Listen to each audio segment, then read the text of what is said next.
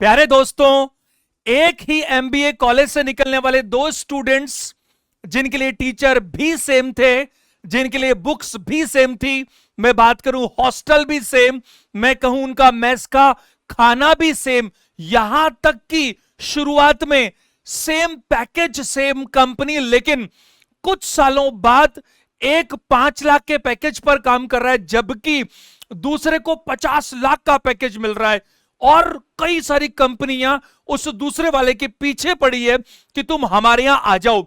एक ही law college से निकलने वाले दो छात्र एक औसत जिंदगी जी रहा है और दूसरा एक एक मुकदमे के 50 लाख चार्ज करता है। ऐसा क्यों?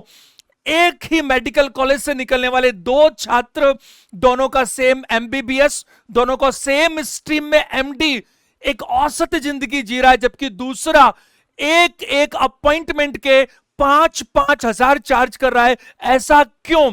अगर हम बात करें, आप देखिए फोन, मोबाइल जो है वो 5,000 का भी आता है, लेकिन एप्पल की ताकत देखिए आप, वो 1 लाख रुपया भी चार्ज करती है, बल्कि उससे भी ज्यादा। ऐसा क्यों? मैं आपको बताऊं, ये सारी बातें बहुत ज्यादा इंपॉर्टेंट है आज के संदर्भ में, जब हम लोग, ज्यादातर लोग, और माफ कीजिएगा हमारा एजुकेशन सिस्टम भी बुकिश ज्यादा हो गया है, किताबी ज्यादा हो गया है, प्रैक्टिकल कम हो गया है। मैं कहना चाहता हूं इसका बड़ा डिफरेंस है वैल्यू। देखिए, मूवी 3 इडियट्स का एक बहुत ही फेमस डायलॉग है। क्या डायलॉग? उसमें कहा कि आप सक्सेस के पीछे मत भागिए, आप एक्सीलेंस का पीछा कीजिए। अगर आप एक्सीलेंस बनाएंगे, अपने आप को हमेशा अपग्रेड करेंगे, अपने आप को हर क्षेत्र में टॉप पर ले आएंगे नॉलेज के मामले में, तो मैं आपको बता रहा हूं कि जो मनी है, ये जो करियर है, ये तो खुद बा खुद बाय प्रोडक्ट बनेगा। आप देखिए, कोई एक बड़ा स्टार जब अपने पहने हुए कपड़े, यानी कि उन्होंने किसी मूवी में उनको यूज किया था, ऑक्शन करता है तो वही लाखों रुपए में बिकते हैं, क्योंकि टैग लग गया ना। तो आपको क्या करना पड़ेगा? अपनी वैल्यू हमेशा बढ़ानी पड़ेगी। माफ कीजिएगा, लेकिन मुझे पर्सनली लगता है ये प्रकृति किसी के साथ अन्याय नहीं करती और किसी भी इंसान को उतना ही मिल पाता है जितनी उसकी औकात है। मेरे वर्ड्स स्लैंग हो सकते हैं, लेकिन यही सही है। आज के सेशन में मैं आपसे बात करूंगा कि ये वैल्यू हम किस तरह से बहुत आसानी से बढ़ा सकते हैं, किस तरह से हम इसको बढ़ा करके अपने जीवन में जो चाहें वो पा सकते हैं। दोस्तों, पहली बात, जब पानी रुक जाता है तो उसमें बदबू आने लगती है। माफ कीजिएगा, लेकिन चाहे कोई कितना भी टैलेंटेड क्यों ना हो, उसे अपने आप को हमेशा इंप्रूव करना पड़ेगा, अपने आप को बेटर बनाना पड़ेगा, अपने आप को अपग्रेड करना पड़ेगा, नई नई स्किल्स सीखनी पड़ेगी, नहीं तो आप ये मानकर चलिएगा उसका पीछे जाना तय है। अब देखिए, नोकिया की बात करें, कोडक की बात करें, बड़ी बड़ी कंपनियां जिन्होंने समय के साथ अपने आप को अपग्रेड नहीं किया, उनके हालात हमसे छिपे नहीं है। इसलिए पहली चीज यही है, आप अपने आप पर लगातार काम कीजिए, एक स्टूडेंट की तरह हमेशा सीखते रहिए।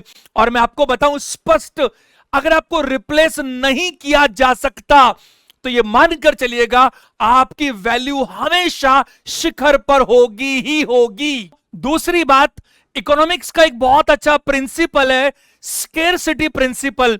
वो क्या बोलता है? वो बोलता है अगर सप्लाई कम होगी तो डिमांड ज्यादा होगी, और डिमांड ज्यादा होगी तो उस चीज की वैल्यू भी ज्यादा होगी।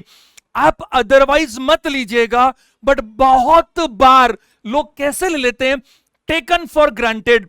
वो जब भी हमें बुलाते हैं हम हमेशा अवेलेबल होते हैं। ऐसे में कई बार लोगों को लगता है कि हम फालतू हैं, और ये बात बिल्कुल जायज नहीं है। आप कोशिश कीजिए कि आपका टाइम इस तरह से इन्वेस्टमेंट हो ताकि उसका बेस्ट आउटपुट मिले। मैं आपको यह नहीं कह रहा कि आप लोगों की मदद मत कीजिए, जरूर कीजिए, लेकिन लोग आपके टाइम की वैल्यू को समझे जरूर। तीसरी बात, बहुत सारे लोगों को लगता है जैसे शेयर बाजार में तो हमेशा नुकसान ही होता है, ये तो घाटे का सौदा है, ये तो सट्टा बाजार है। जबकि मैं आपको बताऊं ऐसा हरगिज नहीं है। जिन लोगों को इन डेप्थ स्टडी करना आता है, ग्राफ्स को पढ़ना आता है, कंपनीज की जो स्टडी करना है बारीकी से, वो जानते हैं। जो लोग सिर्फ सुनी सुनाई बातों पर विश्वास करके काम नहीं करते, उन लोगों के लिए तो ये बहुत बड़ा करियर ऑप्शन भी है। मैं ये संदर्भ सिर्फ एग्जाम्पल लेने के लिए ले रहा हूं, क्योंकि ज्यादातर लोग इसको नेगेटिव लेकर चलते हैं, जबकि मैं कह रहा हूं अगर आपकी वैल्यू है, अगर आपकी समझ है, अगर आपकी पकड़ है, तो फिर आपको यहां पर फायदा होने के चांसेस बहुत ज्यादा होते हैं। चौथी बात मैं कहता हूं, छोटे छोटे सुधार, मार्जिनल इंप्रूवमेंट करने की हमेशा गुंजाइश रखिए। क्रिएटिविटी हमेशा ऊपर रखिए। आपको पता भी नहीं चलेगा कब आप एवरेज से बेस्ट की तरफ चले जाएंगे, सुपर स्पेशलाइजेशन की तरफ चल जाएंगे, एक्सपर्टीज हो जाएंगे। लेकिन आपके मन में यह रहना चाहिए कि ये जो इंप्रूवमेंट का काम है ये लगातार जारी रहेगा। जब तक हम हैं तब तक कंटिन्यूस ये सब चलता रहेगा। आप देखिए कितने सारे एग्जांपल्स देखने को मिलते हैं। एक बार्बर जो 50 रुपए लेकर कटिंग किया करता था, उसने डिफरेंट डिफरेंट कोर्सेस किए, अपने आप को पॉलिश किया, और आज वो शहर का नंबर 1 बन गया। 5,000 रुपए लेता है, वो भी प्रायर अपॉइंटमेंट से। किसी ने छोटा सा रेस्टोरेंट शुरू किया, लेकिन लगातार अपग्रेड करता रहा। अपने जो बात करें आइटम्स हैं और जो सर्विंग है, सारी चीजें लगातार लगातार लगातार बेटर बेटर और बेटर करता चला गया, और वो शहर का नंबर 1 रेस्टोरेंट बन गया। अब देखिए किसी भी क्षेत्र में जो महारत होती है, जो टॉप और शिखर पर पहुंचना होता है, वो अचानक नहीं होता, वो होता है लगातार कंटिन्यूस इंप्रूवमेंट से। इसीलिए बहुत ही छोटी छोटी चीजों पर भी आपको ध्यान देने की जरूरत है। पांचवी बात, माफ कीजिएगा लेकिन बहुत लोगों की यह शिकायत होती है कि हमारे में इंटेलिजेंस की कोई कमी नहीं है, हमें स्किल्स भरी पड़ी है, लेकिन हम अपने क्षेत्र में वहां तक नहीं पहुंच पाए जहां तक पहुंचना चाहिए था। उतना फेम नहीं मिला, उतना नाम नहीं मिला, उतना पैसा नहीं मिला, वो इज्जत शोहरत नहीं मिली जो मिलनी चाहिए थी। मुझे पर्सनली लगता है ऐसा, मैं अनुभव से कह रहा हूं कि जरूर कहीं ना कहीं हमारे आकलन में कमी है। आप जरूर एनालिसिस कीजिए कि जो इस क्षेत्र में शिखर पर हैं उनसे हमारा क्या डिफरेंस है, क्योंकि मुझे लगता है personally value make the difference. आप उनको स्टडी कीजिए, उनको फॉलो कीजिए। जो आपके क्षेत्र में टॉप पर पहुंच गए, उन्होंने ऐसा क्या किया, क्या अलग किया जिसकी वजह से ऐसा हुआ। आप हर बार ये देखिए सेल्फ एनालिसिस कि आपकी जो पिछले साल आपके क्षेत्र में नॉलेज थी, आज क्या आपकी नॉलेज वही है।